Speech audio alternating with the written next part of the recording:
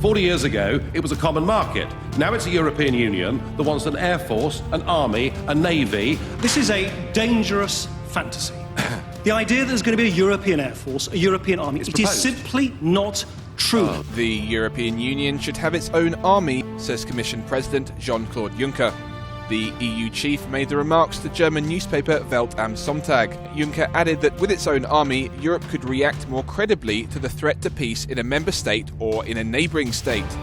The rationale for Europe today is not peace anymore, it's power. This week, the former head of British troops in Afghanistan said the Eurozone's elite's ultimate plan is to form an EU army out of the bloc's 28 member states.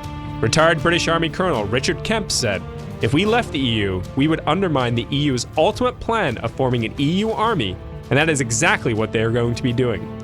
The fact is, by Gordon Brown and David Miliband signing the Lisbon Treaty in 2009, the UK is already obligated to a common security and defence policy with the EU. And when you look at the structures already in place, it becomes increasingly clear how we are moving toward combined EU forces.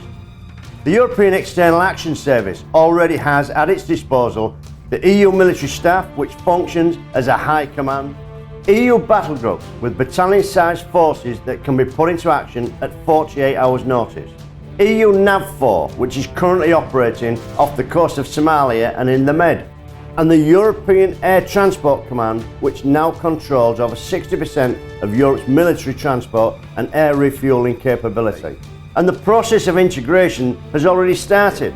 Leaked draft proposals seen by the Financial Times set out German plans for a joint European command and widespread cross-border sharing of military units and equipment. A secretive EU army is now taking form as the Germans have annexed the Dutch military.